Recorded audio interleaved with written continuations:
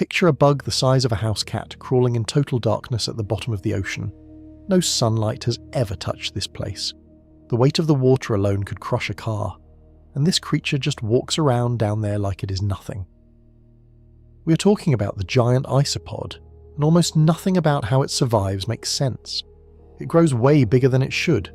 It goes years, not days, without a single meal, and scientists just found out its body may be running on a trick borrowed from somewhere else entirely. If you like strange ocean creatures that break the rules, hit like and subscribe before we go down there. Take a breath. We are heading to the bottom of the sea. Something is crawling across the ocean floor. At first glance, it looks like a bug from your backyard. A pill bug, the kind you poke and watch curl into a tiny ball. But this one is not tiny. This one is the size of a fully grown house cat. This is the giant isopod, and the first time scientists saw one, they could barely believe it was real. Picture the roly-poly you find under a rock in your yard. Maybe an inch long. Now stretch that same body out to 2.5 feet. That is longer than a skateboard. That is close to the size of your family dog. Same body plan, same curled shell, same rows of legs, just built on a completely different scale. It crawls along the seafloor in total darkness, feeling its way through mud with 14 legs and 4 long antennae. No sunlight reaches down here, no plants, no green anywhere, just cold water, crushing pressure, and silence.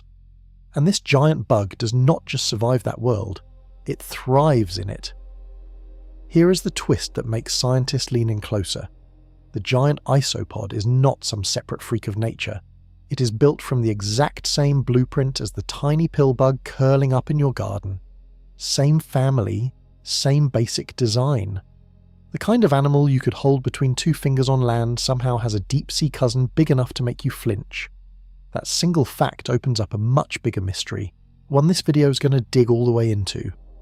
Because normal animals do not just get supersized for no reason. Something down here is doing this. Something in the deep ocean is turning ordinary body plans into giants, and the giant isopod is not the only creature this happens to. Scientists have a name for this pattern. It shows up again and again in the deep sea, in different animals, on different ocean floors around the world. We will get to that name soon, and it changes how you think about the entire ocean. But first, you need to understand exactly what this creature is. Not just a big bug. A crustacean, related to crabs and shrimp, wearing a suit of natural armour and carrying a body built for one of the harshest places on Earth. Every piece of it has a purpose. The legs, the shell, the antennae. Nothing here is random. Over the next few minutes we're going into total darkness, into pressure that could crush a car, and into a survival story that scientists are still trying to fully explain. Because here is the part that should not add up. An animal this large, living in a place this empty of food, should not be able to survive for long, and yet giant isopods are not rare. They live across the Atlantic, the Pacific, and the Indian Ocean. They are found again and again on deep sea floors around the planet. Something about this creature breaks the normal rules. We are about to find out what that something is. But compared to what comes next, a giant bug is only the beginning. To understand why the giant isopod is so strange, you need to understand what it actually is. Not a mutant, not an accident. A member of one of the oldest, most successful animal designs on the planet. Isopods are crustaceans. That puts them in the same family group as crabs, shrimp, and lobsters. But isopods took a very different path. Instead of big claws and long swimming bodies, they kept things simple. Flat segmented shells, rows of matching legs, a design so basic and so effective that it barely needed to change for millions of years. Think of it like an old tool that still works perfectly today. A hammer has not changed much in thousands of years because the design already solved the problem. Isopods are like that. Their body plan solved a survival problem so well that evolution mostly left it alone. That same basic blueprint shows up almost everywhere on Earth, in gardens, under rocks, in your basement, and at the bottom of the ocean. The giant isopod is that ancient blueprint scaled up to an extreme. Same flat-armoured shell, same 14 legs in matching pairs, same curling defense move as its tiny garden cousin. But now wearing that design at a size built for the deep sea instead of your backyard. Here is where it gets interesting. Scientists first described this animal back in the 1800s, after a specimen was pulled up from the Gulf of Mexico. When other researchers heard the size being reported, many did not believe it. A bug that big sounded made up. But it was real, and it forced scientists to ask a bigger question. Why would a creature built on such an old, simple design suddenly grow to a size like this? That question does not have a simple answer. It touches on how life adapts to extreme places, how food shapes body size, and how the deep ocean plays by different rules than the world we live in on land. Here on the surface, an animal this size would need constant food, constant movement, constant energy. But the giant isopod is not living on the surface. It is living somewhere far stranger, somewhere the rules of size and survival start to bend. Its body might look almost identical to a garden pill bug at first glance, but do not let that fool you. This is not a bigger version of something simple. This is an ancient design pushed to its absolute limit, shaped by one of the most extreme environments on the entire planet. To really understand how strange that is, you have to go where this creature actually lives. Not a tide pool, not a shallow reef, somewhere far darker, far heavier, and far more hostile than almost anywhere else on Earth. That is where this story truly begins. Drop below the surface of the ocean, and the light starts to fade fast. By around 600 feet down, sunlight is already nearly gone. Push further, past 2,000 feet, and you enter total darkness. No light at all. Not from the sun, not from the moon, nothing. This is where the giant isopod lives. Some of these creatures stay in slightly shallower zones, around 500 feet down. Others live far deeper, past 7,000 feet, in a zone so dark and so still that scientists call it the midnight zone. No sunlight has ever touched this part of the ocean. Not once, not ever. Try picturing that. Not a dark room, not a moonless night outside. A place with zero light, permanently, forever. If you held your hand an inch from your face down there, you would not see it. For most animals, a world like this would be unlivable. No sunlight means no plants. No plants means no food chain starting from the ground up, like it does on land or near the surface. Down here there is no green, no growth, nothing photosynthesizing at all. So how does anything survive in a place with literally no light and no plant life? The giant isopod does not just survive here, it thrives here. Crawling across the seafloor like this crushing, lightless world is completely normal. That single fact should already be raising questions in your mind, because everything we know about animals on land says a creature this size needs steady food and steady energy, and down here, in the permanent dark, neither of those things comes easy. There is another problem too, one that makes this environment even more brutal.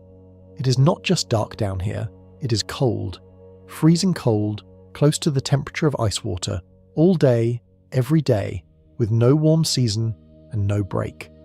Combine total darkness with freezing cold, and you get one of the most hostile environments on planet Earth, and the giant isopod calls it home. Here is something else worth sitting with. This creature is not hiding from that environment. It is not squeezed into some tiny survivable pocket. Giant isopods are found across 3 different oceans, the Atlantic, the Pacific, and the Indian, spread across deep sea floors around the entire globe. That is not a lucky accident in one location. That is a creature that has figured something out. Something about surviving total darkness and freezing cold that most animals never had to solve. But darkness and cold are only 2 pieces of this puzzle. There is a third force pressing down on this creature every single second of its life, one that would flatten almost anything else on the planet, and that force is exactly where we are headed next. Here is a number that is hard to picture, so let's build it slowly. At sea level, the air pushes down on your body with a certain amount of pressure. You do not feel it because your whole life has been spent inside it. Now start sinking. For every 33 feet you go down in water, the pressure adds another full unit of that same weight pressing on you. At 2,000 feet down, where some giant isopods live, that pressure is stacked up roughly 60 times higher than what you feel standing on land right now. Picture stacking 60 cars on top of one small spot. That is close to the kind of force pressing down on every square inch of a giant isopod's body. Every second, all day, every day of its life. For most creatures built like us, that kind of pressure would be fatal, almost instantly. Our lungs, our chest, our bones are not built to handle force like that. It would collapse a human body in moments. So how is a giant isopod just walking around down there like nothing is happening? Part of the answer is in what its body is missing. Unlike humans, giant isopods do not have large open air spaces inside them, like lungs full of air. Big empty air pockets are exactly what pressure crushes first. Take those pockets away, and suddenly that same crushing force has a lot less to squeeze. Its shell helps too. That hard, segmented armour is not just for looks or for defence against predators.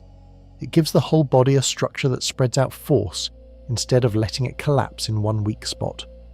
Think of it like the difference between an empty soda can and a can packed solid with sand. Squeeze the empty one and it crumples instantly. Squeeze the packed one and it barely reacts at all. A giant isopod is built a lot closer to that second can. Here is the part that should really stop you for a second. This is not some rare trick a giant isopod pulls off. This is just Tuesday for this animal. Bone-crushing pressure, all day, every day, for its entire life, and it barely registers. We have now stacked 3 brutal conditions on top of each other. Total darkness, freezing cold, crushing pressure. Any one of these alone would be enough to keep most animals away completely, and giant isopods live inside all 3 of them, all at once, all the time. That should already be raising a big question in your mind. What is going on physically that lets this creature exist here at all? Some of the answer is in its shell and in what its body leaves out. But there is a lot more going on, starting with 14 legs that are not just there for walking, and a shape that turns out to be far more clever than it first looks. 14 legs sounds like overkill. Why would any creature need that many? Turn the giant isopod over and count them. 7 matching pairs lined up in perfect rows down its body. But here is the thing, not one of those 14 legs is wasted. Each one is doing real work, and together they turn this creature into something closer to an all-terrain vehicle than a bug. The front pairs are built for grabbing and holding. When a giant isopod finds a meal, these front legs clamp on and do not let go. Think about a really strong pair of pliers, the kind that locks and holds even when something is pulling hard the other way. That is what those front legs are built to do. The middle and back legs are built more for walking and gripping the sea floor. Down here the ground is not solid rock. It is soft. It is fine mud and silt. The kind of ground that would swallow a normal foot with every step. 14 legs spread that weight out across a much wider area, kind of like how snowshoes stop you from sinking into deep snow. More legs, more surface area, less sinking. That matters a lot when you consider what this creature is walking across. Miles and miles of soft ocean floor in total darkness, without ever seeing a single step ahead of it. Which brings up the next problem. If it is pitch black down there, how does a giant isopod even know where it is going, or where its next meal might be? That answer is not in the legs, it is in the antennae. Giant isopods carry 4 antennae, 2 long and 2 short, constantly sweeping through the water in front of them. Picture them like a blind person's cane, tapping the space ahead before every step, except this cane can also smell. Those antennae are loaded with sensors built to pick up on tiny chemical traces drifting through the water, a scrap of dead fish, a trace of decaying flesh from something that died far above and sank down. Even the faintest hint of food dissolved into the water can trigger a response, and this sense is not weak. It is sharp enough to pick up on food from a genuinely long distance, cutting through total darkness like a bloodhound cutting through a crowded street. Think about how useless your eyes would be at the bottom of the ocean. Now think about never needing them in the first place, because your whole body has been built around smell and touch instead of sight. That is the giant isopod's world. No light, no problem. 14 legs to move across impossible terrain, 4 antennae to sniff out food from far away, and a grip strong enough to lock onto a meal the second it is found. But finding food is only step 1. Once a giant isopod actually gets its claws on something to eat, what happens next is where this story starts getting truly strange. Look closely at a giant isopod, and the first thing you notice is the shell. Hard, segmented, plated almost like something out of a knight's armor set. This is not just skin. This is a full bodysuit built for defense. The shell is made of overlapping plates, similar to the way roof shingles overlap each other. Each segment can flex slightly, letting the giant isopod bend and move, while the plates still lock together to protect everything underneath. Flexible, but tough, like chainmail instead of a solid steel plate. That design matters because of what giant isopods share the ocean floor with. Down there, in the dark, Predators exist too. Big fish, other deep-sea hunters looking for an easy meal. A soft, exposed body would be an open invitation. So when a threat shows up, the giant isopod has a move. It curls into a tight ball, tucking its softer underside completely out of reach and presenting nothing but hard armoured plates on the outside. If that sounds familiar, it should. It is the exact same defence move your backyard pillbug uses, just scaled up to the size of a house cat. Picture trying to bite into a rolled-up armadillo. Now imagine that same problem, but underwater, in total darkness, against something built from segmented natural armour instead of skin. Not exactly an easy meal. This armour is not just about defence from predators either. Down at these depths, under crushing pressure, that same hard shell helps hold the giant isopod's whole body structure together, spreading out force instead of letting the body collapse under strain.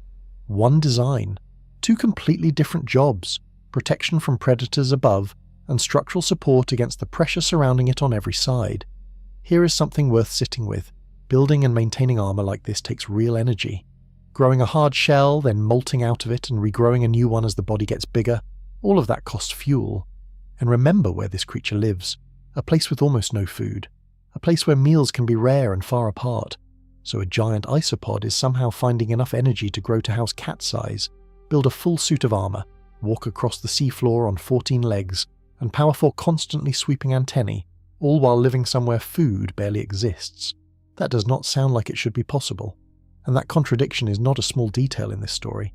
It is the actual heart of the mystery. Because giant isopods are not just big. They are big in a place that should be starving them into staying small. To understand how strange that really is, we need to talk about a phenomenon scientists have a specific name for. Something that happens again and again in the deep ocean, and giant isopods might be the single best example of it on the entire planet. Somewhere in the Gulf of Mexico, a giant isopod was pulled up that measured 2.5 feet long. That is the largest one ever officially recorded. Sit with that number for a second. 2.5 feet is longer than a skateboard. It is close to the height of a golden retriever standing on all fours. And this is not a fish, or a crab with a shell built for size. This is an isopod. The same basic body type as the pillbug curling up under a rock in your backyard. A typical garden pillbug measures less than an inch. This deep-sea record holder is more than 30 times longer than that. Picture stacking 30 pillbugs end-to-end in a single line, nose to tail, and you start to get close to the size of just one giant isopod. That is not a small jump in size. That is one of the largest size increases found anywhere between a land animal and its closest ocean, relative on the entire planet. And here is what makes it even stranger. This is not just one weird oversized individual, a 1 in a million fluke. Giant isopods that reach this kind of extreme size show up again and again, across multiple ocean basins on deep sea floors around the world. So the real question is not why one giant isopod got lucky and grew huge. The real question is why an entire species, spread across 3 different oceans, consistently grows to sizes that break every normal rule for how big a bug should get. Normal rules of biology usually work like this. Smaller animals tend to need less food and less energy. Bigger animals need more of both. A lot more. That math should push any animal living somewhere food is scarce towards staying small, not growing enormous.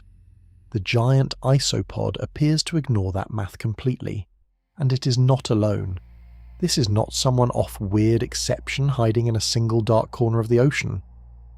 This same pattern of oversized bodies shows up in other deep-sea creatures too. Giant squid, giant spider crabs, massive deep-sea worms stretched out far longer than their shallow water relatives. Something about the deep ocean itself seems to be pushing certain animals toward becoming giants. Scientists have a specific name for this pattern. It is not random. It is not a coincidence repeating itself by chance over and over again. It is a real, documented phenomenon that shows up across completely different animal groups, in oceans all over the planet. And once you understand what is actually driving it, the giant isopod stops looking like a random freak of nature. It starts looking like proof of a much bigger rule playing out at the bottom of the sea, one that is about to change how you think about the entire deep ocean. Scientists call it deep-sea gigantism. And once you know the term, you start seeing it everywhere in the deep ocean. Here is the basic pattern. Certain groups of ocean creatures, especially crustaceans and other invertebrates, tend to grow noticeably larger the deeper they live. Not slightly larger, sometimes dramatically larger, compared to their close relatives living in shallow water. The giant isopod is one of the clearest examples of this pattern that scientists have ever documented. But it is far from the only one. Giant squid can stretch out to lengths longer than a school bus, hunting in deep, dark water most of us will never see. Japanese spider crabs can spread their legs wide enough to cover the length of a small car. Deep-sea worms have been found stretched out to sizes that would be almost unthinkable near the surface. Different animals, different body types, different ocean regions entirely. But the same basic pattern keeps repeating over and over in the deep sea. So what is actually causing this? Scientists have a few leading ideas, and they do not all agree yet. One idea points to the cold. Deep ocean water sits at freezing or near freezing temperatures almost everywhere on the planet. Cold temperatures are known to slow down metabolism in a lot of animals, and some scientists believe that same slowdown might allow certain bodies to grow larger over time, since a slower running body may not need to scale up its energy demands as fast as its size increases. Another idea points to oxygen. Cold water actually holds more dissolved oxygen than warm water. More available oxygen could potentially support larger bodies in certain species, depending on how their biology uses it. A third idea points to something more basic: fewer predators. In shallow water, growing large and slow can make an animal an easier target. In the deep sea, there are simply fewer hunters around, and moving slowly is far less dangerous when almost nothing is nearby to catch you off guard. Here is the honest truth though. As of now, scientists do not have one single, fully agreed upon answer. Deep-sea gigantism is a real, well-documented pattern, but the exact reason behind it is still being pieced together, one deep-sea expedition and one genetic study at a time. What we do know is this: whatever the deep ocean is doing it to giant isopods in a big way. But sheer size is not actually the strangest part of this entire story. Size alone does not explain how a creature this large manages to survive in a place with almost nothing to eat. Because a bigger body does not just mean bigger armor and longer legs. A bigger body means bigger energy needs. And that is exactly where this mystery is about to get a whole lot harder to explain. Every living thing runs on a kind of energy math. Bigger body, more cells, more tissue to maintain, more fuel required just to stay alive. That rule holds true across almost the entire animal kingdom, from tiny insects to massive whales. A mouse needs far less food than a horse. A small dog eats far less than a lion. Bigger bodies simply cost more to run. It is one of the most consistent patterns in all of biology. So a giant isopod, sitting at 2.5 feet long with a hard-armoured shell, 14 powerful legs and 4 constantly sweeping antennae, should need a serious, steady amount of food just to keep all of that running. Now remember exactly where this creature lives. Total darkness, freezing cold, pressure that could crush a car, and on top of all of that, one of the most extreme food shortages found anywhere on planet Earth. There is no sunlight at these depths, which means there are no plants, no photosynthesis, no green at all. Every single scrap of food that reaches the deep-sea floor has to fall from far above, drifting down from the sunlit surface layer, sometimes from thousands of feet up. Picture crumbs falling from a table high above you, except the table is miles away, and most of those crumbs get eaten or broken down long before they ever reach the bottom. That is the deep ocean floor, a place surviving almost entirely on leftovers and scraps. So here is the actual contradiction sitting at the center of this whole mystery. A giant isopod is one of the largest energy-demanding animals in its entire family group, and it lives in one of the most extreme, food-scarce environments found anywhere on the planet. By the normal rules of biology, that combination should not work. A creature built this large, in a place this empty of food, should starve. It should be forced to stay small, the same way most other deep-sea animals with lower energy needs manage to survive down here. Instead, giant isopods are common. They are found across 3 separate oceans. They are not some rare, dying, barely hanging on species clinging to survival by accident. Something is allowing this size and this environment to coexist, and whatever that something is, it directly breaks the basic energy math that governs almost every other animal on Earth. This is not a small detail buried somewhere in a research paper. This is the actual heart of the entire mystery surrounding giant isopods. And the answer does not start with the legs, or the antennae, or even the armoured shell we already talked about. It starts somewhere else entirely. It starts with what happens the moment food finally does arrive, and what a giant isopod does the instant it gets the chance to eat.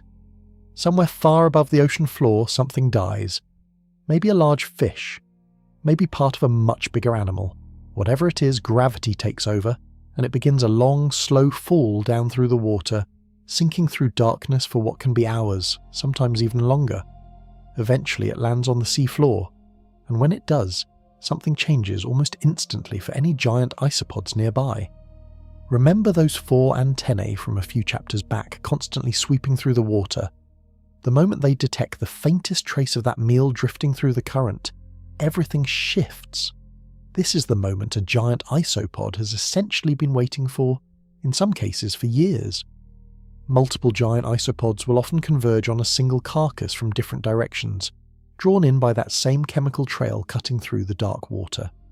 And when they arrive, this is not some polite cautious nibble. This is closer to a feeding frenzy. Picture a huge holiday dinner table, except every single person at that table has not eaten in weeks, or possibly even longer. That is roughly the energy of what happens when a giant isopod finally reaches a real meal. They eat and keep eating, tearing into the meal with those same strong grabbing front legs built for exactly this moment. And they do not stop at simply full. They keep going well past that point, packing in as much food as their bodies can possibly hold. Here is where it gets almost hard to believe. Giant isopods have been documented eating so much in a single sitting that their bodies visibly swell outward, to the point that they can become physically unable to move. Picture eating so much at Thanksgiving dinner that you cannot get up from the table afterward. Now picture that same feeling, except this is not just discomfort. This is a giant isopod's actual survival strategy, built directly into its biology on purpose. Why would any animal push itself this far past comfortable?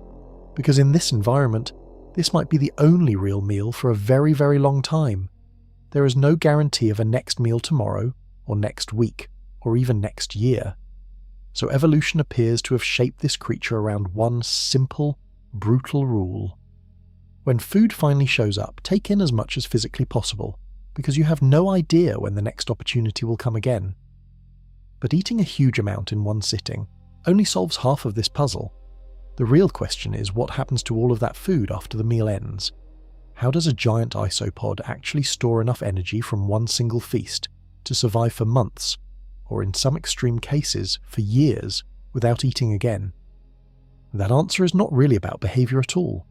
It is about something happening deep inside the giant isopod's own body, in an organ built completely unlike anything found in the human body.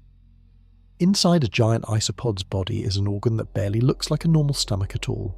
Its job is not simply to digest a meal. Its job is to store one. In most animals, a stomach is built for a fairly quick process. Food comes in, it gets broken down, nutrients are absorbed, and the whole thing keeps moving through the body within hours or maybe a day or two at most. A giant isopod's stomach works on a completely different timeline. Instead of processing food quickly and moving on, this organ appears to be built for one core purpose. Take in an enormous meal, then hold on to as much of that stored energy as physically possible, stretching it out over an extreme length of time. Picture the difference between a gas tank built to be refilled every single week and a massive storage tank built to run an entire building for months on a single fill-up. A giant isopod's stomach behaves a lot closer to that second option. This is part of why giant isopods are able to eat so aggressively when food finally does appear. Their internal storage system is built to hold far more than what the body needs for right now. It is specifically built with the future in mind, for a future where the next meal might be nowhere in sight. But storage space alone does not fully explain this mystery either. Having a bigger tank does not automatically mean you can survive for years on a single fill-up. That also depends heavily on how fast the body's burning through its fuel supply in the first place, and this is exactly where things start getting genuinely strange. because a giant isopod is not just storing more food than expected, it also appears to be burning through that stored energy at a noticeably slower rate than its overall body size should predict. Two separate systems working together, a stomach built to hold an unusually large reserve, and a body seemingly built to spend that reserve far more slowly and carefully than the normal rules of biology would ever suggest. Combine those two pieces, and you begin to understand how a creature this large can realistically survive on a single meal for months at a time. But months is not even the real headline number in this story, not even close. Because when researchers actually pushed a giant isopod's true limits under controlled conditions, what they documented did not just surprise scientists, it nearly broke everything researchers thought they understood about fasting, survival, and the basic energy limits of animal biology. In a research aquarium, one specific giant isopod stopped eating, and it simply did not start again. Weeks passed, then months, then an entire year went by, with no food entering that isopod's body at all.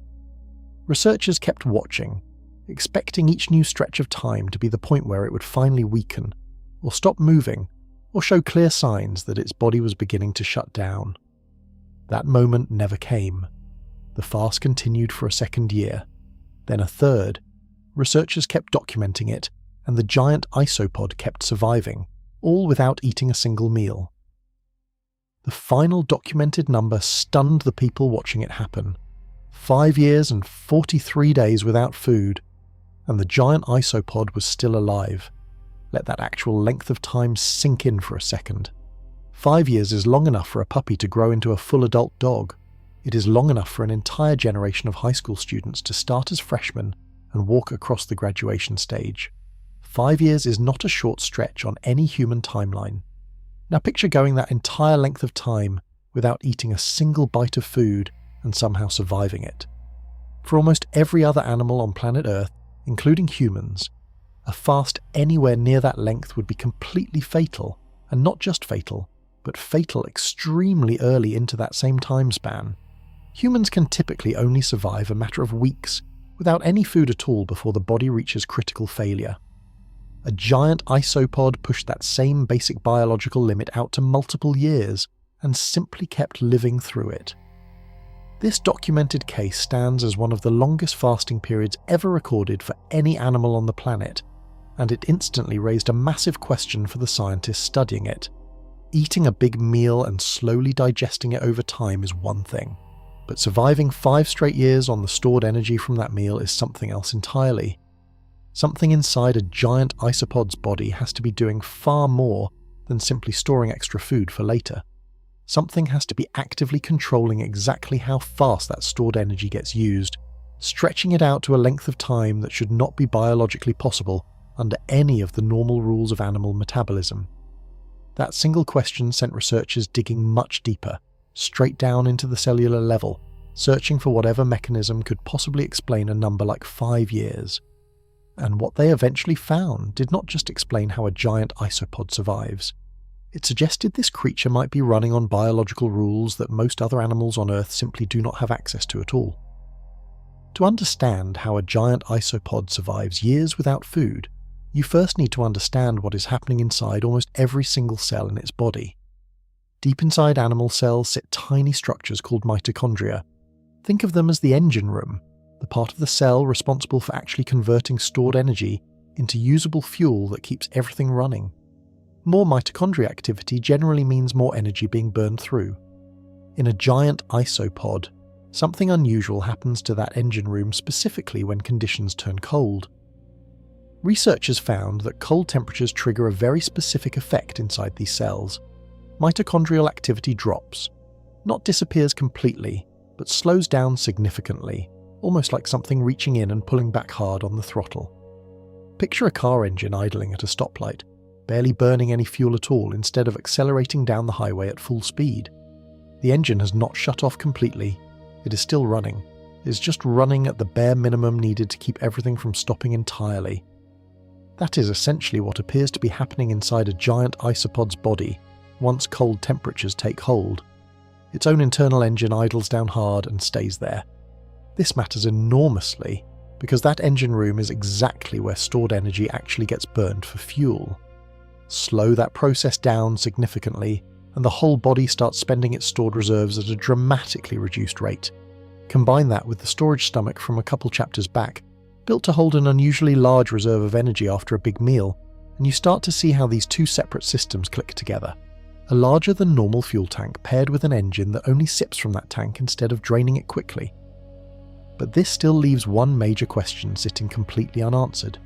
Every single animal living down in the deep sea experiences that exact same cold water. Cold is not some rare, unique advantage that only giant isopods happen to have access to down there. So why does slowing down metabolism seem to work this well, specifically for this particular creature? Why can a giant isopod stretch cold-induced slowdown out into multiple years of pure survival, when most other cold water animals cannot come anywhere close to matching that same extreme number? That question sent researchers even deeper, right down into the actual genetic code hiding inside a giant isopod's cells. And what they eventually found there did not just answer the original question everyone had been asking. It opened up an entirely new, far stranger mystery, one that challenges some of the most basic rules of how evolution is even supposed to work in the first place. Every living thing inherits its genetic code from its parents. That rule sits at the absolute core of biology. Genes get passed straight down the family line, generation after generation, in an unbroken chain stretching back through time. Except sometimes, that rule appears to get broken. Scientists studying giant isopods identified a specific gene playing a major role in that cold-triggered metabolic slowdown from the last chapter. And when researchers traced backward, trying to figure out exactly where this particular gene actually came from, they ran straight into something deeply unexpected. This gene did not appear to come down through the normal family line at all. Instead, evidence pointed towards something researchers call horizontal gene transfer. Rather than genetic material passing directly from parent to offspring the traditional way, it appears to have jumped sideways instead, moving directly between different, unrelated organisms. Picture the usual way genes get passed down as a single family tree, branch by branch, generation after generation, in one continuous connected line. Horizontal gene transfer looks more like someone reaching across to a completely different tree entirely, and grafting on a branch that never grew there naturally in the first place. This kind of sideways genetic jump is well documented in bacteria, where it happens with real regularity. But it is far rarer and much stranger to find solid evidence of it happening in a complex animal, especially one playing a role this important in something as critical as basic long-term survival. If this finding holds up under further research, it means part of a giant isopod's most extreme survival trick might not be something that evolved gradually within its own family line at all. It might be something that was essentially borrowed, picked up from a completely different organism at some point in the deep evolutionary past, then somehow integrated directly into the giant isopod's own genetic code. Sit with that idea for just a second, because it is genuinely strange.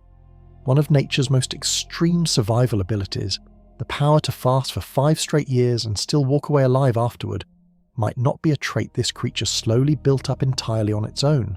It might be a tool this creature effectively stole. Researchers tested this exact gene directly, inserting it into zebrafish under carefully controlled lab conditions, specifically to see what would actually happen. And the results were not subtle in the slightest. Fish carrying that same gene survived starvation conditions dramatically better than fish without it, specifically once cold temperatures were introduced into the experiment. That single result strongly suggests this gene is not simply some random coincidence, sitting there in a giant isopod's genetic code by pure chance. It is functional. It genuinely does something, and that something appears to be a very specific piece of the actual answer behind how a giant isopod survives 5 years without a single meal. But confirming that a gene works is only the first piece of this puzzle.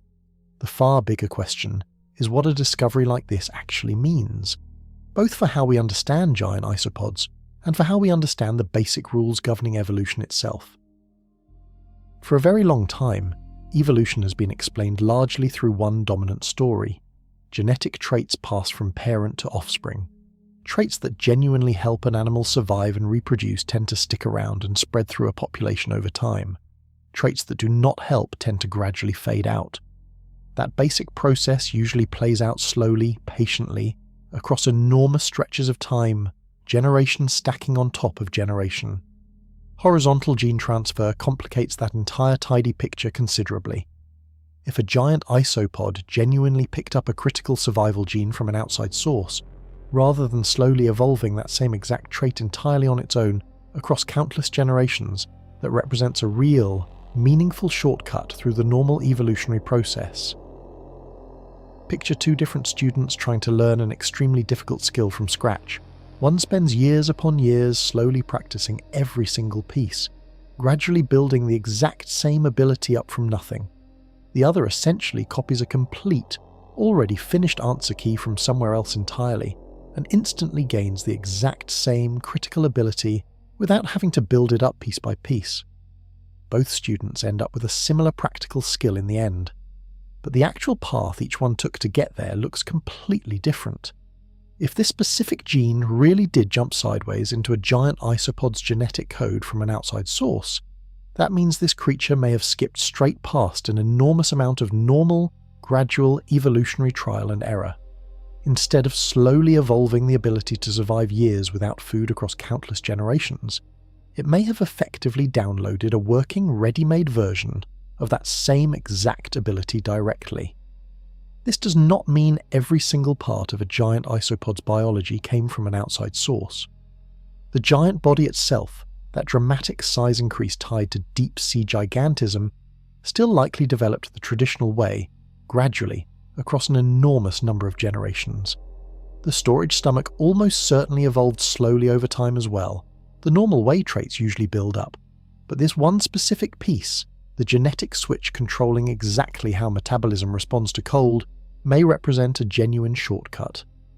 A rule normally followed by traditional evolution, apparently bent or possibly broken entirely in this one very specific case. That is precisely why this particular finding genuinely excites scientists as much as it does. It is not simply one more interesting fact about a strange oversized deep-sea bug. It potentially reveals an entirely different mechanism for how extreme survival abilities can actually spread and develop across completely different species. If it happened here, in this one specific case, then a natural next question immediately follows. Could something similar be happening in other deep-sea creatures too, in ways scientists simply have not identified and confirmed yet? For now, that particular question remains genuinely open, still being actively researched. But what we already do have, sitting right in front of us, is an animal that combines three separate remarkable traits into a single body: extreme size, extreme long-term storage, and quite possibly an extreme genetic shortcut, borrowed from somewhere else entirely. Put every one of those pieces directly together, and you get a survival machine that manages to make almost no traditional biological sense. And yet, right now, in oceans across this entire planet, it is quietly walking across the seafloor in total darkness, completely unbothered, like breaking most of the fundamental rules of biology is simply just another day. Giant isopods are far from the only strange survival story hiding in the deep ocean. Extreme fasting, oversized bodies, and bizarre adaptations show up again and again once you start looking at what actually lives down there. Take the giant squid. It can stretch out longer than a school bus, hunting in some of the deepest, darkest water on the planet. For a long time, scientists barely had any real footage of one alive in its natural habitat. It took decades before researchers finally managed to film one in the wild, deep below the surface, doing exactly what it does every single day when nobody's watching.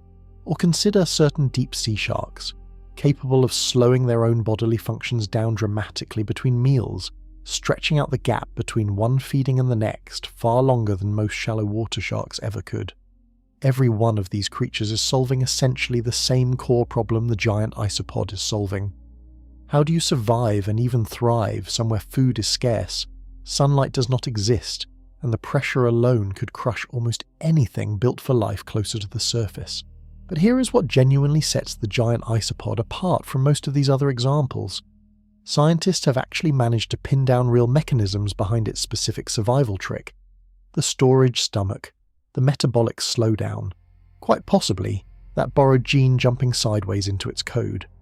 Many other deep-sea survival stories remain far more mysterious, with far fewer confirmed answers so far. That actually makes the giant isopod one of science's best current windows into understanding how extreme survival works at the bottom of the ocean. It is not just an interesting creature to look at, it is a working, breathing example scientists can study directly in order to understand deep-sea gigantism, long-term energy storage, and even unusual genetic mechanisms, all within a single animal. And that research does not just matter for understanding one specific bug. It has implications that reach much further than that. If scientists can fully understand exactly how a giant isopod slows its own metabolism down this dramatically and survives on stored energy for multiple years at a time, that knowledge could eventually inform research in fields that have nothing directly to do with the deep ocean at all. Fields like human medicine, fields like space travel, where astronauts might one day need their own bodies to survive extended periods with severely limited resources. That might sound like a significant leap at first.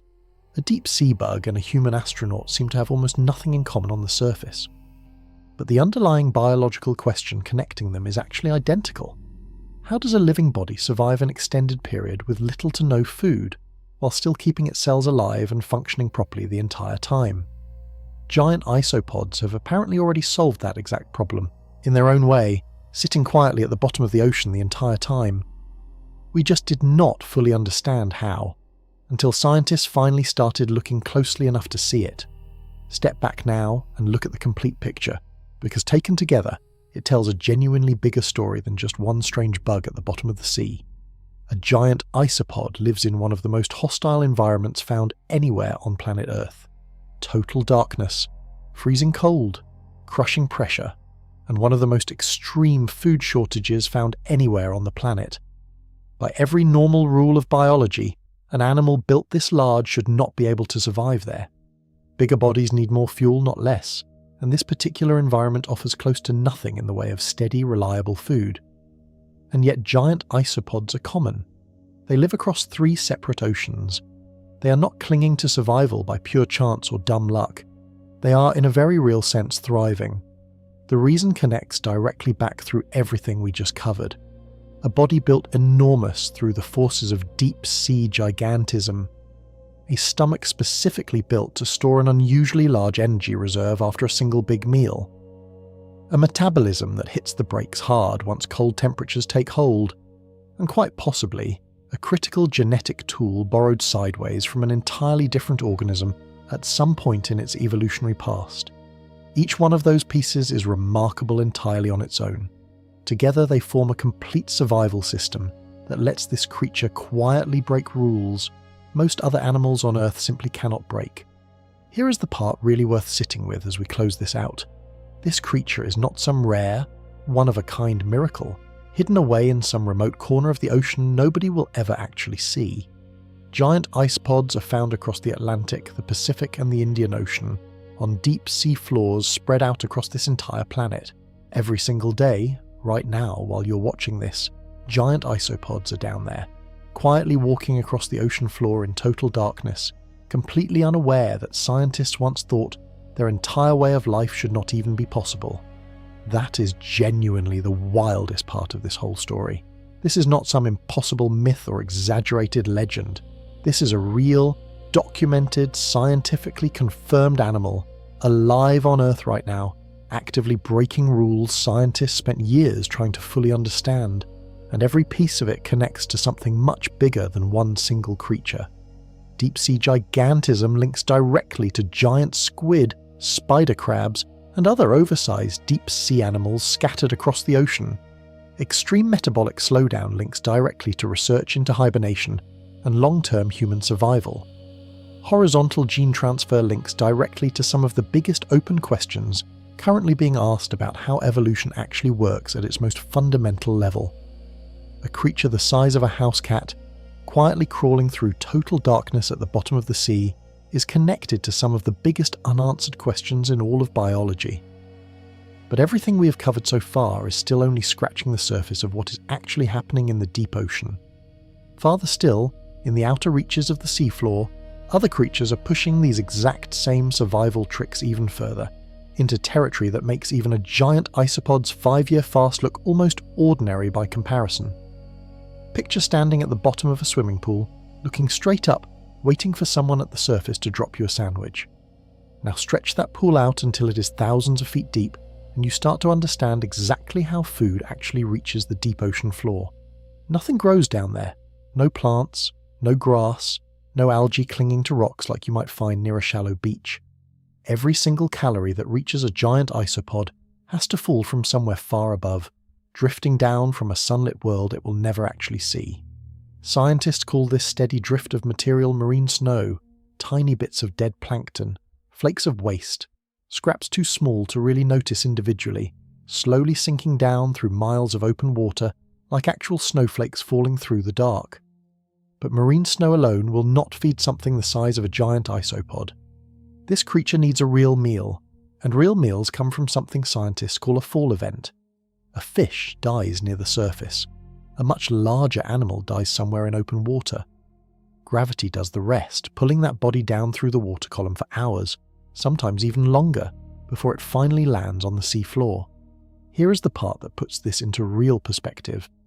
Even the biggest of these fall events, the richest, most calorie-packed meals the deep sea ever receives, are rare, unpredictable, scattered across an enormous stretch of empty ocean floor with absolutely no guaranteed schedule. Picture your kitchen table, except a meal only appears on it once every few months, and you have no way of knowing exactly when the next one is coming, or where.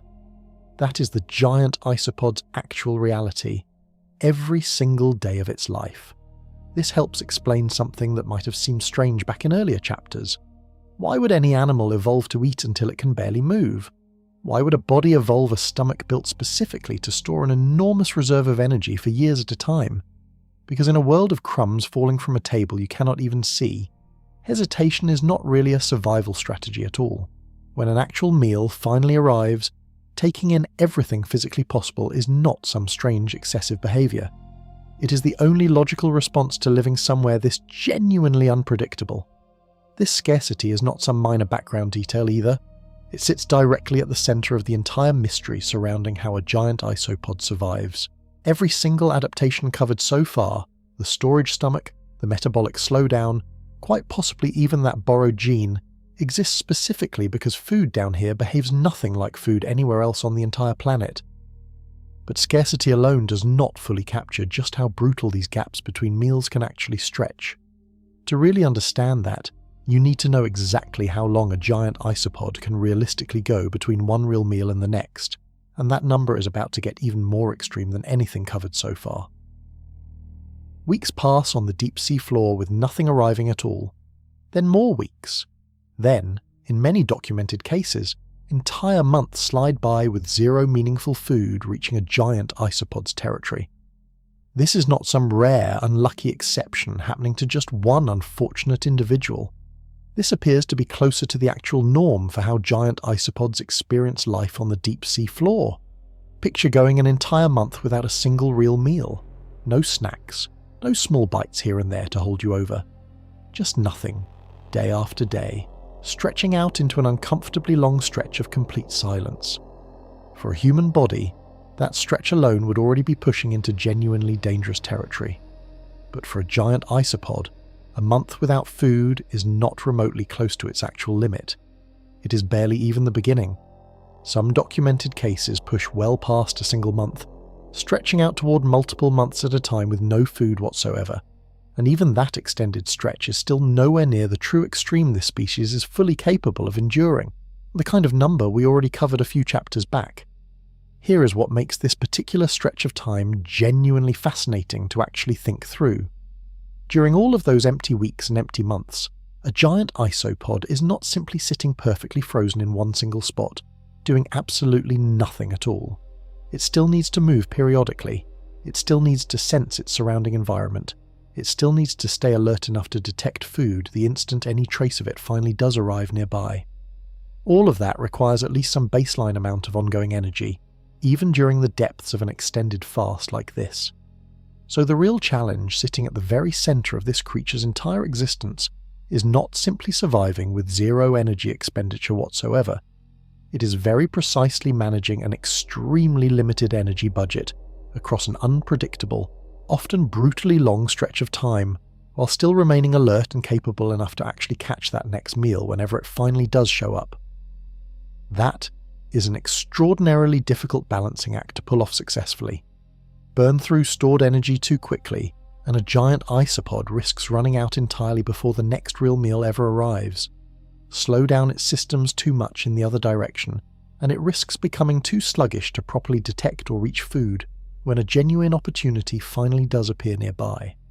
Somehow, giant isopods have found a way to walk that exact line successfully, over and over again, for months at a time, again and again throughout their entire lives. This is precisely why the metabolic slowdown covered a few chapters back matters so enormously. It is not some simple, blunt, all-or-nothing switch that just shuts the whole body down completely. It is a carefully calibrated, precisely tuned system, allowing a giant isopod to stretch its limited stored energy out as far as physically possible, all while still remaining capable enough to properly function. But even months of fasting, as genuinely difficult as that sounds to actually survive, is still not the true extreme this creature is fully capable of reaching. Because somewhere out there, one particular giant isopod did not just survive months of complete silence, it survived years of it.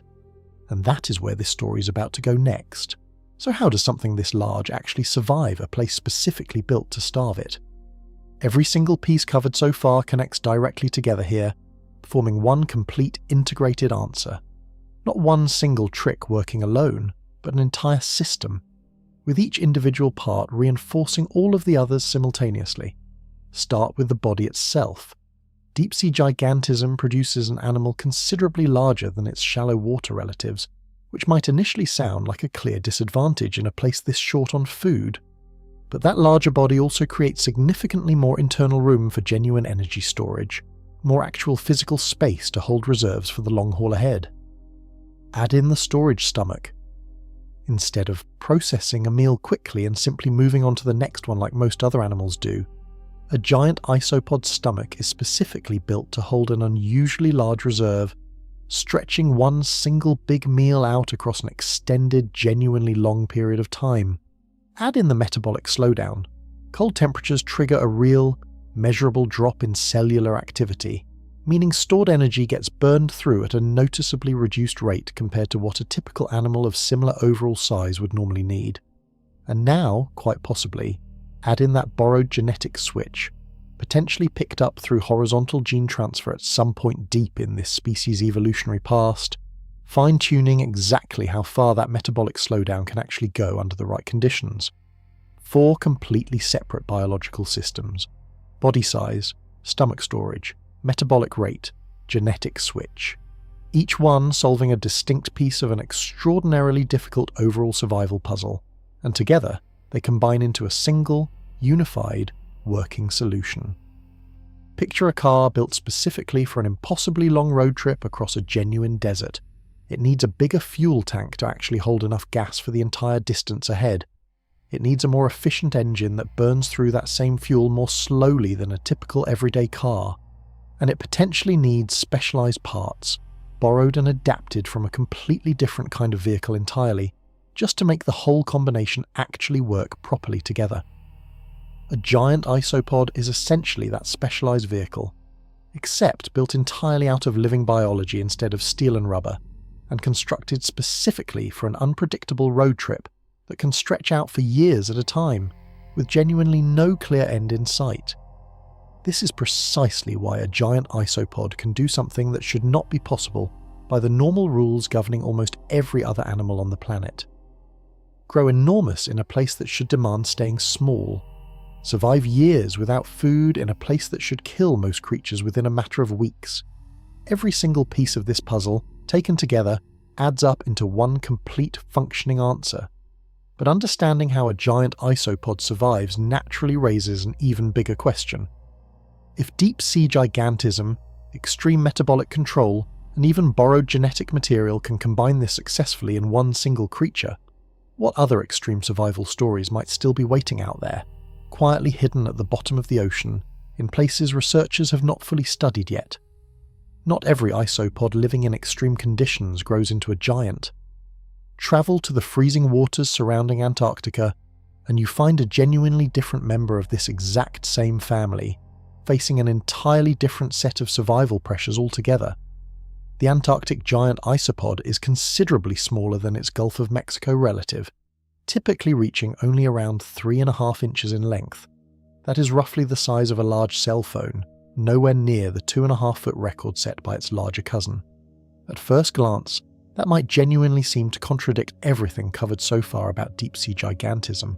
If cold water and crushing pressure really do push certain animals toward growing larger, why does this particular Antarctic isopod stay so comparatively small? The answer comes down to exactly how extreme its specific environment actually is. Antarctic waters combine freezing cold with severely limited oxygen levels and remarkably low light, conditions so genuinely harsh that they appear to actually work against growing a larger body, rather than encouraging one, the way slightly less extreme deep-sea conditions elsewhere seem to. This actually reveals something genuinely important about deep-sea gigantism as a whole. It is not some simple, universal rule where colder water always automatically produces bigger animals no matter what. It is a far more delicate, carefully tuned balance between multiple different environmental factors working together, including temperature, oxygen levels, light availability, and food supply, all interacting simultaneously.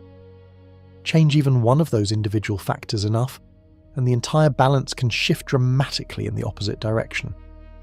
Despite its noticeably smaller size, the Antarctic giant isopod still relies on that exact same core survival strategy as its much larger cousin. A dramatically slowed metabolism, allowing it to stretch out scarce food resources across genuinely extended stretches of time between meals. This species has been documented surviving roughly 8 weeks without any food at all under laboratory conditions. That number sounds genuinely impressive entirely on its own. But compared to the 5-year fasting record covered earlier, it is a completely different scale of survival altogether. Why such a dramatic difference between two closely related species, both facing broadly similar deep seafood shortages in their own right? Body size almost certainly plays a significant role here. A larger overall body, like the one found in Bathynomus giganteus, simply has considerably more internal physical space available for genuine long-term energy storage. A smaller body, like this particular Antarctic isopod, has meaningfully less room to work with by comparison. This comparison between two closely related species genuinely helps clarify the giant isopod's specific survival trick even further. Size is not just some random cosmetic detail floating on the surface. Size is directly, functionally connected to exactly how long a given fast can realistically be stretched out and sustained. Bigger body, bigger internal storage tank, longer possible fast. That single relationship helps explain why the largest isopod species also happens to hold the most extreme fasting records ever actually documented. But it still leaves open an interesting related question. Just how far might this exact same basic relationship actually extend in other deep-sea creatures, ones potentially even larger and even stranger than the giant isopod covered so far? Push even further into the deep sea, and Bathynomus giganteus is not actually the absolute largest isopod known to science. A related group of creatures, known appropriately as supergiant isopods, take this exact same basic body plan and stretch it out to an even more extreme scale. Some supergiant isopods have been documented reaching lengths approaching 2 feet, roughly comparable to the largest examples of Bathynomus giganteus covered earlier, but pushing into slightly different ocean regions and depth ranges around the globe. Researchers studying these supergiant isopods have specifically compared their body shape and structure directly to a woodlouse, the exact same basic family as your everyday backyard pillbug, except scaled up to roughly the size of a full football. Picture that transformation for a moment. A tiny woodlouse you might find curled up under a rock in your yard, stretched out until it is roughly the size and general shape of an actual football. Same fundamental body plan, same basic segments and legs, just scaled up to a size that genuinely feels difficult to picture without seeing an actual photograph. Supergiant isopods live primarily in some of the deepest parts of the ocean, often well beyond where Bathynomus giganteus typically prefers to stay. That means facing even more extreme cold, even higher crushing pressure, and even more severe food scarcity than what was already covered throughout this entire video so far. And yet these supergiant isopods appear to rely on that exact same fundamental survival formula already established. A larger body providing significantly more internal storage space, a stomach built specifically to hold an outsized energy reserve after a single big meal, a metabolism carefully tuned to burn through that same reserve as slowly and efficiently as physically possible. Scientists studying supergiant isopods have specifically pointed to that same combination, a genuinely huge internal stomach paired with a substantially slowed metabolism as the core underlying mechanism actually allowing these creatures to survive multiple years between meals, mirroring almost exactly what was documented in Bathynomus giganteus. This consistency across genuinely different, distinct species matters enormously for scientists studying this entire pattern as a whole. It strongly suggests this is not some random, one-time evolutionary fluke occurring in exactly one single, isolated lucky species. It looks instead like a genuinely repeatable, reliable survival formula, one that evolution appears to have independently arrived at multiple separate times, across multiple different isopod species, all living under broadly similar deep-sea conditions across different parts of the world's oceans. Body size scales up, storage stomach scales up right alongside it. Metabolism slows down correspondingly, and the resulting fasting ability scales up dramatically along with all of it, all following that same fundamental underlying pattern. That kind of genuinely striking consistency across multiple, related but distinct species raises an entirely new and important question. If this same specific formula keeps appearing again and again in isopods specifically, could something similar potentially be happening in other, completely unrelated deep-sea creatures too? Ones that do not share nearly as much of that same underlying genetic and evolutionary history. Most animals begin their lives in a genuinely vulnerable form, a larval stage, a soft, unprotected phase where survival mostly comes down to sheer luck as much as anything else, before eventually growing into something closer to a proper adult shape. Giant isopods skip that vulnerable stage almost entirely. Instead of hatching as some soft, exposed larva, giant isopod young emerge directly from a specialized pouch on the mother's body as fully formed miniature versions of a proper adult. Scientists refer to this particular early life stage as a manca. Same basic segmented body, same 14 legs already fully developed, same hard protective shell already firmly in place, just noticeably smaller in overall size compared to a full adult. Picture the dramatic difference between a caterpillar and a butterfly. Two wildly different life stages requiring a complete transformation in between them, compared instead to a human baby that already looks essentially like a fully formed, functional small person, right from the very first moment of birth. Giant isopods are far closer to that second version. Why would this particular species evolve to skip an entire vulnerable life stage that so many other animals still go through as a completely normal part of life? The deep sea itself almost certainly explains it. A genuinely soft, vulnerable larval stage would face brutal, near constant danger down here.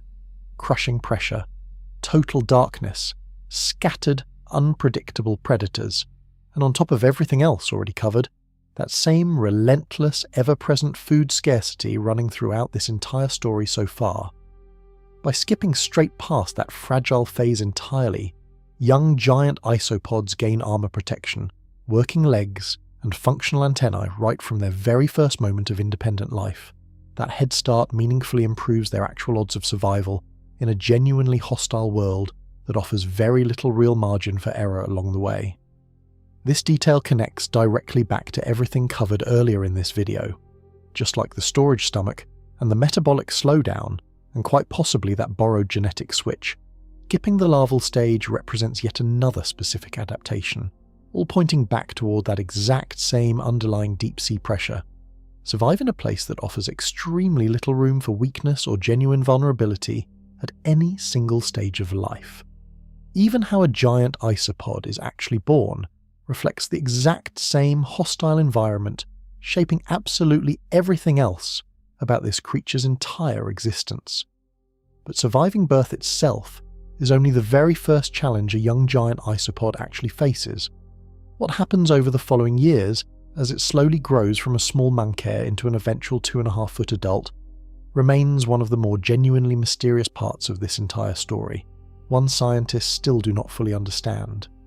How long does a giant isopod actually live?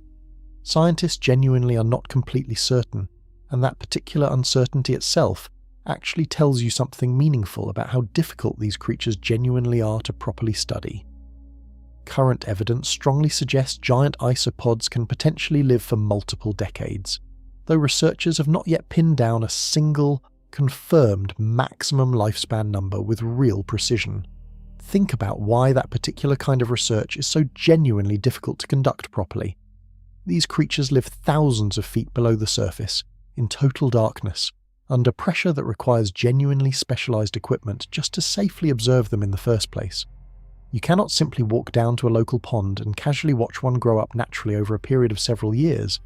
That combination of a slow metabolism and an extremely long potential lifespan actually makes a great deal of biological sense once you connect it back to everything already covered so far in this story. An animal that burns through energy this slowly and can survive on stored reserves for years at a stretch plausibly experiences its entire life at a noticeably different overall pace compared to faster, higher energy animals living in less extreme environments. Picture the general difference between a hummingbird, with an extremely fast metabolism and a correspondingly fairly short overall lifespan, compared to a giant tortoise, which moves slowly, burns through energy at a comparatively low rate, and can live for well over a century in some documented cases. Metabolic rate and overall lifespan tend to be connected in a lot of different animal species across the animal kingdom. If a giant isopod genuinely does live for multiple decades, that would mean this creature spends an extraordinarily long stretch of time slowly growing, from a small manca at birth all the way up toward that eventual 2.5-foot adult size documented earlier in this story. That slow, gradual growth pattern itself might actually connect back to deep-sea gigantism as well. Rather than rapidly growing large the way many faster-growing animals do, a giant isopod may instead be slowly, patiently building up that eventual large body size over a period of many, many years, matching that same low-energy, carefully paced survival strategy running consistently throughout its entire life. This raises a genuinely fascinating possibility. Some giant isopods currently alive on the ocean floor right now in this exact moment could potentially be multiple decades old already, quietly walking across the seafloor in total darkness the entire time, completely unnoticed and unseen by any human being. That is a genuinely strange thought to actually sit with for a moment. Somewhere out there, right now, a creature that might be older than some of the actual people watching this video is quietly crawling across the bottom of the ocean in complete darkness, having already survived multiple documented periods of extended fasting throughout its life, each one potentially stretching on for months or possibly even years at a time. But a long potential lifespan and a slow growth pattern raise an entirely different kind of question. What actually happens when researchers try to bring a creature this specifically adapted to extreme deep-sea conditions up into a completely different environment altogether? Very few aquariums around the entire world successfully keep giant isopods alive and healthy in captivity. That fact alone reveals just how specifically and precisely adapted these creatures genuinely are to their particular home environment. Recreating deep-sea conditions inside a public aquarium tank is a remarkably difficult technical challenge to properly pull off. Water needs to stay consistently cold, hovering right around freezing temperatures without any real fluctuation over time. Light levels need to stay deliberately dim, mimicking that same total darkness a giant isopod would naturally experience thousands of feet below the ocean surface, and in certain specialized setups, researchers even attempt to replicate at least some portion of the genuine pressure these creatures would normally experience out in the wild. Only a small handful of aquariums around the entire world currently have the genuinely specialized technology required to properly pull all of that off simultaneously and successfully. One aquarium in Japan became particularly well known, specifically because of a giant isopod that simply refused to eat, the very same fasting case actually covered earlier in this story. For over 5 years, researchers there closely monitored that one individual, carefully documenting its condition throughout, while it continued quietly surviving on nothing but its own stored internal reserves the entire time. That specific case became genuinely significant precisely because it happened inside a carefully controlled environment. Researchers could closely monitor exactly what that giant isopod was doing every single day, ruling out the possibility that it might secretly be finding some tiny, overlooked source of food somewhere inside the tank without anyone actually noticing. The confirmed conclusion held steady. It genuinely was not eating anything at all, and it was still, somehow, remaining fully alive regardless. Captivity has also allowed researchers to observe other specific giant isopod behaviours that would be nearly impossible to properly study out in the wild, thousands of feet below the ocean surface, how they actually move, how they specifically respond when food is finally introduced into their tank, how they interact, or in many cases very deliberately do not interact, with other giant isopods sharing that exact same enclosed space. That last particular detail turns out to be genuinely significant. Giant isopods generally prefer living a solitary, independent lifestyle out in the wild, and that same clear preference carries directly over into captivity as well. Multiple giant isopods sharing one single enclosed tank space will frequently just avoid each other entirely, each one instead claiming its own separate individual space within the same tank. This solitary nature likely connects directly back to that same extreme food scarcity covered so extensively throughout this entire story already. Sharing territory with other individuals meaningfully increases direct competition for what is already a genuinely scarce, unpredictable resource. Staying spread out and living independently likely improves each individual isopod's own personal odds of successfully finding food when a real opportunity does eventually arise.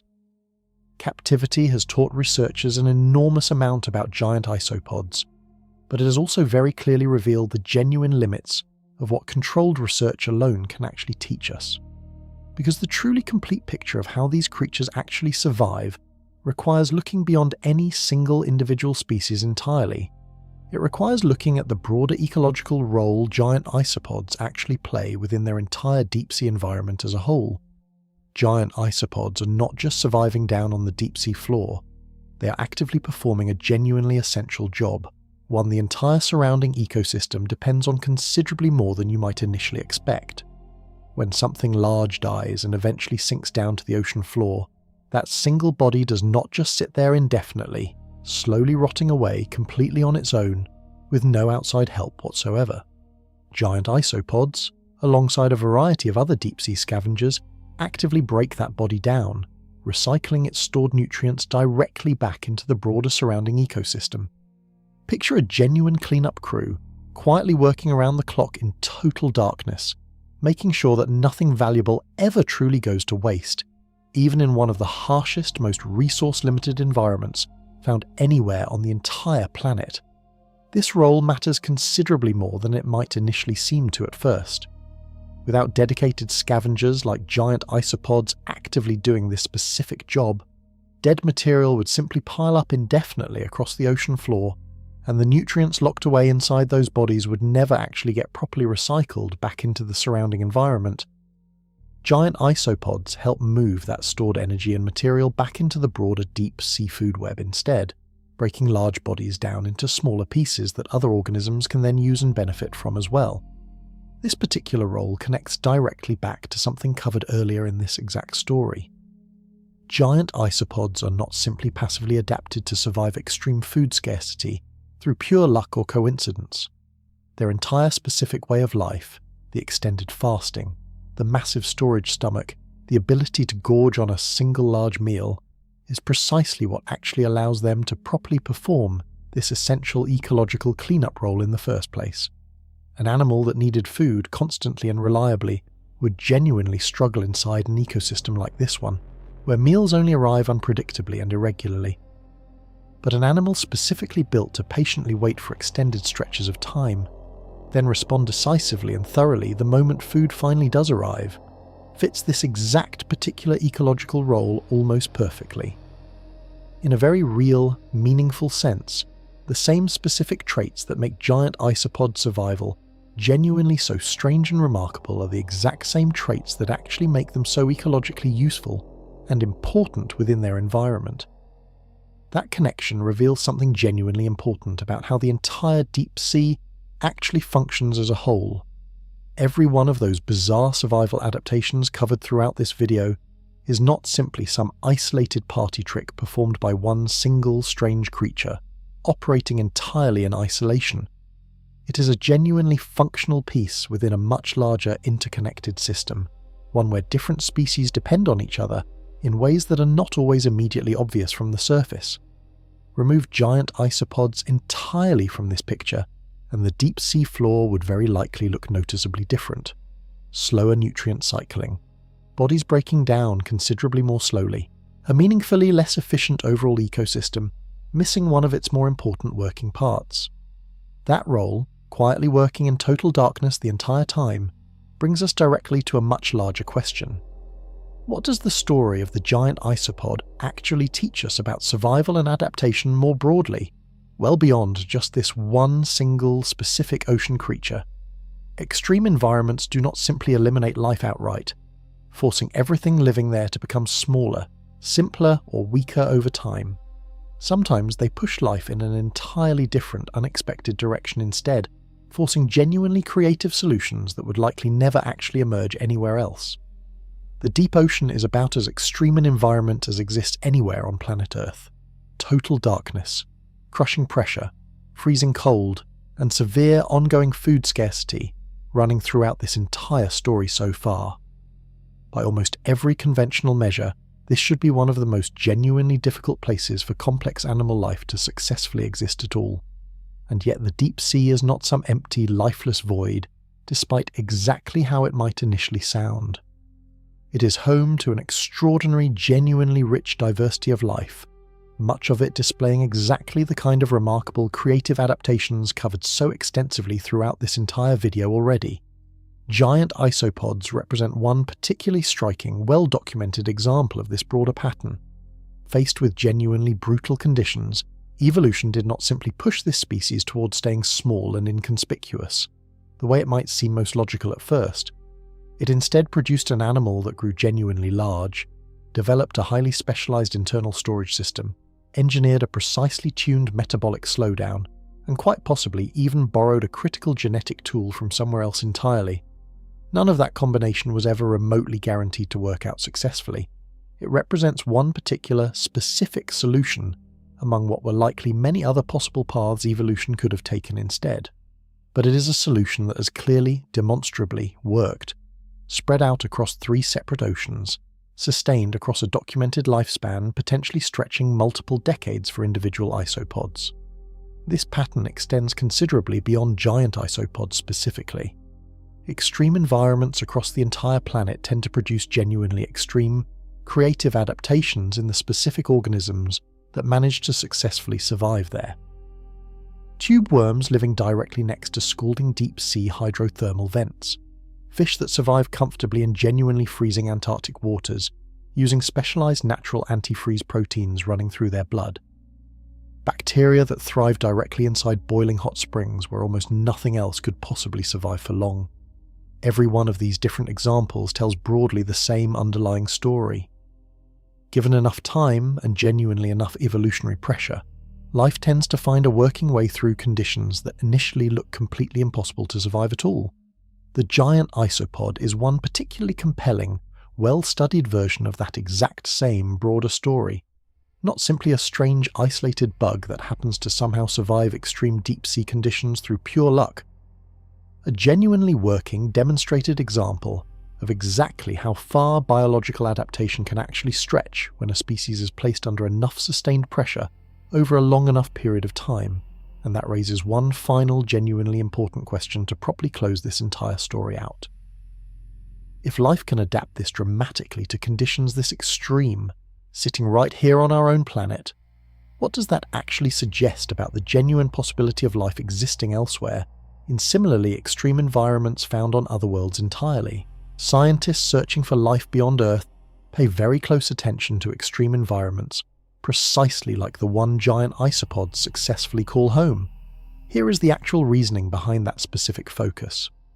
If complex, functioning animal life can successfully survive total darkness, crushing pressure, freezing cold, and severe food scarcity, all happening simultaneously right here on our own planet, that meaningfully broadens the realistic range of conditions. Scientists now believe life could potentially survive elsewhere in the universe as well. Consider Europa, one of Jupiter's moons. Evidence strongly suggests it holds a genuinely large ocean of liquid water, sealed away underneath a thick layer of solid ice on its outer surface. That hidden ocean would sit in complete total darkness, similar in a lot of key respects to where giant isopods actually live right now on Earth.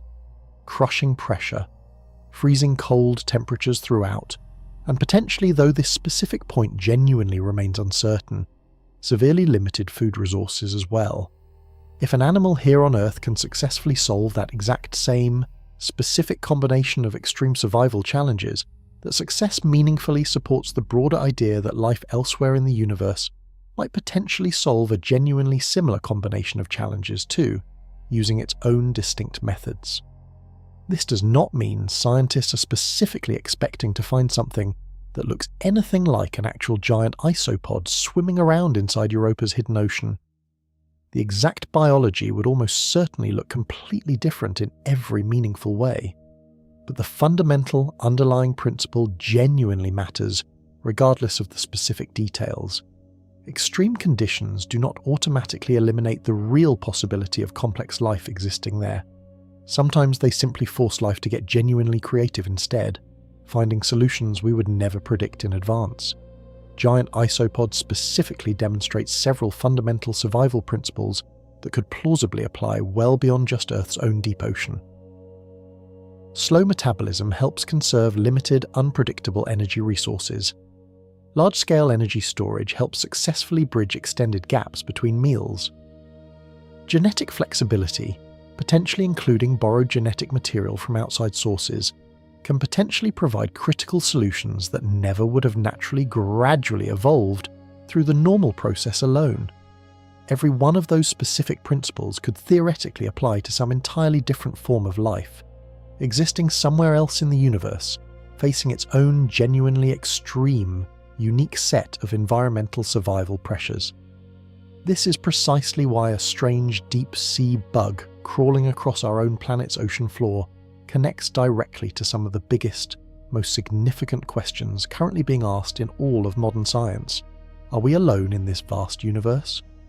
What does life actually require at the bare minimum in order to successfully survive somewhere? Giant isopods do not answer that enormous question directly, on their own, but they meaningfully expand what scientists now believe the actual realistic possibilities genuinely are. And that connection between one strange ocean creature and the search for life across the entire universe brings this story to its final, most important point. Step back now, one final time, and look at the complete picture this entire story has actually built, piece by piece, chapter by chapter. A giant isopod should not exist, at least according to the normal conventional rules of biology most other animals on this planet actually follow. It is too large for an environment this genuinely short on food. It fasts for stretches of time that should be fatal for virtually any other creature alive today. Part of its critical survival mechanism may have been borrowed sideways from a completely different organism entirely, rather than slowly, gradually evolved the traditional way across countless generations. And yet it does exist. It thrives, spread out across 3 separate oceans, sustained across a documented lifespan that may well stretch multiple decades for individual isopods. The real lesson buried inside this entire story is not really about one single strange bug crawling across the ocean floor in total darkness. It is about exactly what survival can actually look like once you push a living creature into a genuinely extreme enough environment. Rules that feel completely fixed and absolute in one particular environment can bend, or in certain specific cases even break entirely somewhere else. The basic energy math that reliably governs body size across most of the animal kingdom does not fully apply down here. In the crushing dark of the deep ocean floor, the fixed genetic inheritance rules that reliably govern most complex animal evolution may not fully apply here either, not in every single case. None of that means biology is somehow broken, or that the actual rules genuinely do not matter at all. It means those particular rules are considerably more flexible and considerably more creative than they might initially first appear when you only look at animals living in more typical, familiar environments. Giant isopods reveal that flexibility in one particularly dramatic, well-documented way. Other creatures, in other extreme environments scattered across the entire planet, are very likely revealing that exact same flexibility in their own distinct ways too, many of which scientists have quite possibly not even properly identified or confirmed yet. That is genuinely part of what makes the deep ocean such a compelling, active area of modern scientific research. It is not some fully mapped, completely understood place with every single mystery already fully solved. It is still full of genuine surprises, still capable of overturning assumptions scientists held confidently for decades at a time. A creature the size of a house cat, quietly crawling through total darkness at the bottom of the sea, helped meaningfully expand our fundamental understanding of survival, energy, and evolution itself. And it did all of that without ever once seeing a single ray of actual sunlight throughout its entire life. For every genuine answer this story has uncovered so far, several honest, real questions still remain completely open. Scientists still do not know the true maximum lifespan of a giant isopod with real precision and confidence. They still do not fully understand every single detail of exactly how that potentially borrowed genetic switch actually interacts with the rest of this creature's overall biology on a deeper level. They still are not entirely certain exactly why deep-sea gigantism affects certain specific species so much more dramatically than it affects others living in broadly similar conditions. This honest uncertainty is not some kind of weakness or genuine failure in the actual science itself. It is simply an accurate, honest reflection of exactly how difficult these particular deep-sea creatures genuinely are to properly study in the first place. Every single research expedition specifically targeting giant isopods requires genuinely specialized deep-sea equipment, submersibles capable of safely withstanding crushing pressure, cameras specifically built to function properly in total darkness, collection tools precisely engineered to bring a genuinely fragile deep-sea creature up to the surface without causing serious harm along the way. Each individual expedition is expensive, time-consuming, and frequently limited to exploring only a genuinely small portion of the deep ocean floor at any single time, given exactly how vast that particular environment actually is in total. That fundamentally means our current scientific understanding of giant isopods, despite genuinely being remarkable already in a lot of important ways, still likely represents only a small fraction of the full, complete picture. There are almost certainly additional isopod species still waiting to be properly discovered and documented. There are likely additional survival mechanisms still waiting to be properly identified and confirmed by researchers. The horizontal gene transfer discovery covered earlier in this video is a genuinely perfect, clear example of exactly this pattern in action. That specific finding only became possible once researchers finally had access to genuinely modern, genetic sequencing technology, tools that simply did not exist at all just a few decades ago. What other genuine discoveries are potentially waiting for the next meaningful advance in deep-sea research technology to finally make them possible? That particular question is exactly why scientists continue actively studying giant isopods and other similarly extreme deep-sea creatures even after uncovering so much information already. Each individual new discovery has a strong tendency to reveal several brand new questions right alongside it. Questions that genuinely did not even exist before that specific discovery was first properly made. The giant isopod's full story is very likely still nowhere near being genuinely finished yet.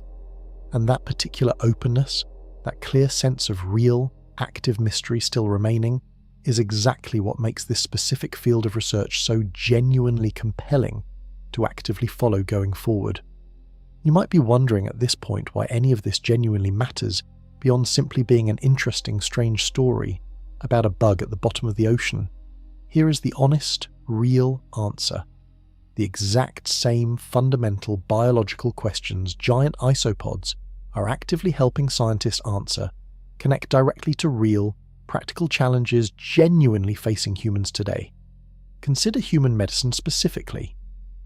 Understanding precisely how a giant isopod slows its own metabolism down this dramatically, while still keeping its individual cells alive and fully functioning throughout, could potentially inform future medical research into human metabolic conditions, extended medical comas, or even genuinely improving organ preservation specifically for transplant surgery. Consider space travel as well. Long-duration missions, potentially including a future crewed mission to Mars, will genuinely require astronauts to somehow survive extended periods with meaningfully limited food and resource access. Some genuinely serious researchers have specifically looked at hibernation and metabolic slowdown, exactly the kind of mechanism a giant isopod actually uses, as one genuinely possible approach for making those exact kinds of extended missions more realistically feasible in the future. Consider the horizontal gene transfer discovery too, the findings suggesting a giant isopod may have effectively borrowed a critical piece of its own genetic code sideways from an entirely different organism.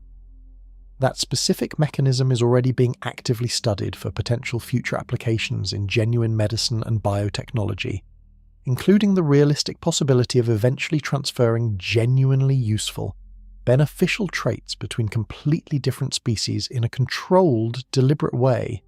None of this means scientists are anywhere close to literally copying a giant isopod's biology directly into human patients tomorrow.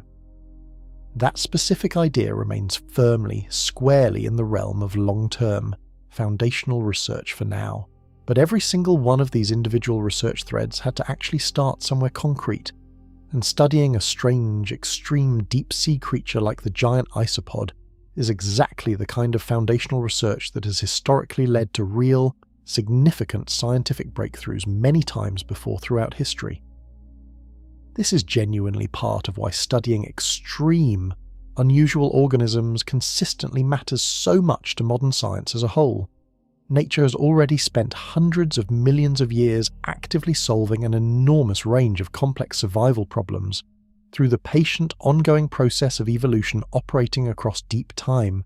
Some of those specific solutions, like a giant isopod's remarkable ability to survive 5 years without a single meal, are so genuinely extreme that they can actively teach scientists lessons that would likely be extraordinarily difficult, or even close to impossible, to properly discover any other realistic way. That giant isopod, quietly crawling across the seafloor in total darkness, is not simply surviving for its own sake alone. It is potentially, unknowingly, helping shape genuine scientific breakthroughs that could eventually benefit human lives in return. Here is a genuinely humbling fact to properly sit with as this story comes to its close. Humans have explored, mapped, and fully documented only a small fraction of the entire deep ocean floor in real detail. That means creatures potentially even stranger than the giant isopod, creatures with adaptations even more extreme than 5 straight years of complete fasting, could genuinely be crawling across parts of the ocean floor that no human being has ever actually seen or documented, not even once. The giant isopod itself was not even officially discovered and described until the late 1800s, and significant, meaningful new details about its actual biology, including that genuinely startling horizontal gene transfer discovery, only emerged fairly recently, within the last several years alone. That specific timeline should tell you something genuinely important. We are very likely still in the comparatively early stages of properly understanding the deep ocean and everything that actually lives down there. Every new expedition, every new piece of specialized deep-sea technology, every new genetic sequencing breakthrough has real, genuine potential to reveal something else entirely unexpected, something that could meaningfully challenge what scientists currently believe they fully understand today.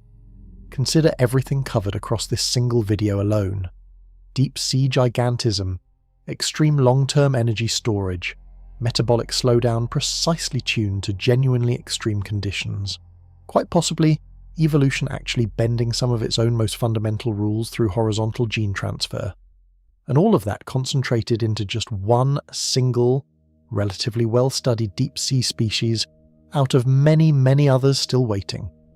What other creatures, still swimming and crawling somewhere out there in genuinely unexplored parts of the deep ocean, are quietly solving equally extreme survival problems in their own distinct ways, using strategies scientists have not even properly imagined yet. The honest, complete answer is that nobody currently knows for certain, and that particular honest uncertainty is not remotely a disappointing note to end this story on. It is genuinely one of the most exciting, compelling parts of the entire deep ocean as an active field of ongoing scientific study. Every single documented giant isopod fact covered throughout this video exists precisely because researchers were willing to look closely at a genuinely strange creature that most people would understandably just dismiss immediately as simply an oversized, unsettling bug. That same principle very likely applies well beyond giant isopods specifically. The deep ocean is still actively keeping secrets, and somewhere out there, right now, another creature every bit as strange and remarkable as the giant isopod is quietly waiting to be properly discovered. We began this story with a single bug the size of a house cat, crawling across the ocean floor in total darkness. We end it somewhere considerably stranger than where we actually started. A giant isopod grows far larger than the normal rules of biology should ever really allow. It survives years without a single meal, a fasting record that should be completely fatal for virtually any other creature alive on Earth today.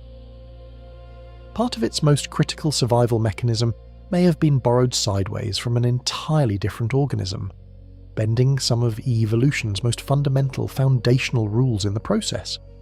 Individually, each one of these specific facts is genuinely remarkable entirely on its own. Together, combined into a single living creature, they form one of the most compelling, well-documented survival stories currently found anywhere in the natural world. And this is a real creature, alive on this planet right now, in this exact moment, not some exaggerated legend or impossible myth passed down through storytelling. Giant isopods are quietly crawling across deep ocean floors, spread across 3 separate oceans, at this very instant, completely unaware that their entire way of life once genuinely puzzled, and in some ways still actively puzzles, the scientists who dedicate their careers to fully understanding creatures exactly like them. That is genuinely the deeper lesson sitting underneath this entire story. Nature does not always strictly follow the clean, tidy rules we sometimes assume it always has to. Sometimes, faced with genuinely extreme enough pressure and enough time, it finds a way through that should not work by any conventional measure, and yet somehow still does, right in front of us. A giant isopod embodies that principle about as perfectly as any single creature realistically could. Too large for its environment, too well fed for a place with barely any food at all, too successful at surviving conditions that should have driven it toward extinction a very long time ago, and it does all of that quietly, patiently, completely unnoticed by almost the entire rest of the world, every single day, at the bottom of the sea. The next time you happen to spot an ordinary pill bug curled up under a rock somewhere in your own backyard, remember its considerably larger, considerably stranger cousin, quietly walking across the ocean floor in total darkness at this very moment. A creature that, by every normal rule of biology, should not exist at all. And yet it does.